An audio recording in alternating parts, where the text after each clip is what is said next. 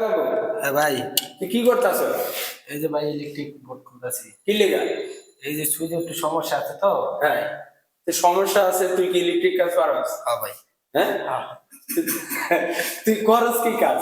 করি তো স্যানিটারি কাজ। তুই স্যানিটারি কাজ, তুই ইলেকট্রিক কাজ, আরেকজন কার কন্ট্রাক্টের কাজ তুই ধরতেছ কি লেগা? আমার বাইরে জিজ্ঞেসি তুমি পারো কিনা, আমি বলছি পারি। আবার বলছি তুমি সমস্যা সমাধান করে দাও। আচ্ছা, তুই পারস, বেশ ভালো কথা, সেটা তোর মধ্যে থাক। এটা তো আরেকজনকার কন্ট্রাক্টের কাজ, তাই না? আরেকজনের কন্ট্রাক্টের কাজ, এটা কি তোর করা ঠিক? বেটা যদি টাকা পয়সা পাও না থাকে, হ্যাঁ, এটা ঠিক। হ্যাঁ, তাহলে একজন বাড়িওয়ালা বা ফ্ল্যাট মালিক বললেই তো করা যাবে না।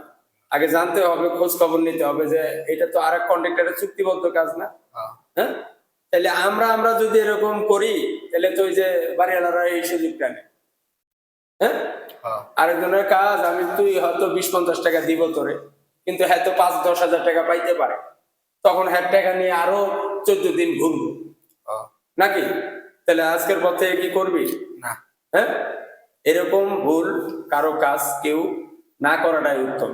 হ্যাঁ, কেননা একটা ফাউন্ডেশন বিল্ডিং এর কাজ করতেছি আমরা, একজনের কাজ আরেকজন কোন হিসাবে করে?